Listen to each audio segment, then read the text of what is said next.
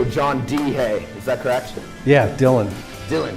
John Right. Dylan Hay. As in Bob. Sounds like you're in a boy band. John Dylan Boy Hay. band, that's right.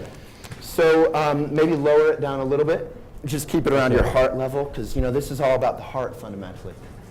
Okay. So you founded Celestial Seasonings. I know this fellow named Mo Siegel is involved in that a little bit, right? A little bit. Yeah. I went to school with one of his children.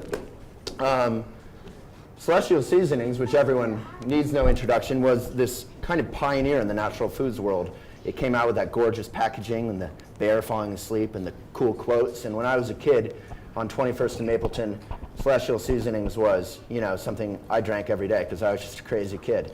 And you've gone on to found, I'm gapping out, WhiteDove. Yeah. Why call it WhiteDove, and what is it? Well, we called it WhiteDove because we were looking for a Southwest name that was somewhat spiritual. And also it turned out that the lady who does all our formulations is named Linda WhiteDove, so it just kind of all worked together. That's why we called it that. And our goal really is to take herbs to the next step. When Mo and I started Celestial, nobody knew what an herb was. They said, herb who? Who's he? Because they didn't know the H was silent. And we started out just getting people to like herbs because they taste good.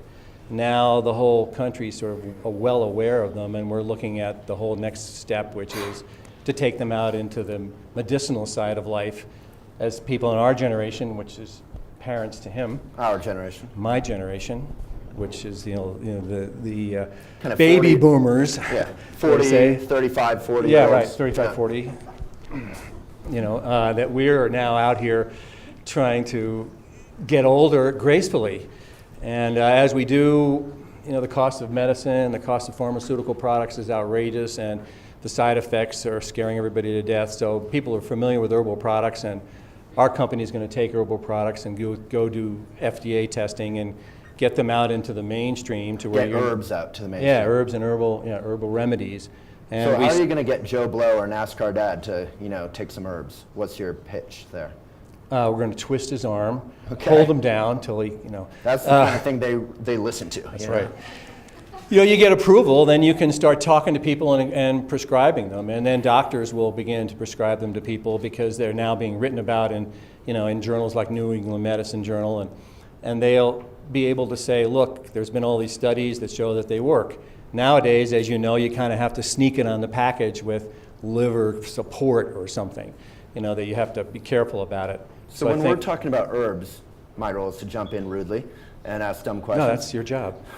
What are herbs? I mean, are we? I'm sure there's a lot of herb fans out here, right? Is that right?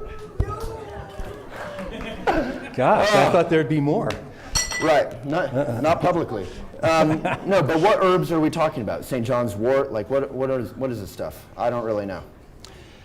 Herbs are plants, basically of all different kinds, whether they're seeds or leaves or barks or roots or whatever, and there's thousands and thousands of them, any plant part, actually. And they're finding out, and they've been finding out for years, that there's all kinds of constituents in these plants that actually work on different diseases or different ailments that you may have that have been used over thousands of years. And now that the United States and China are getting a lot closer together,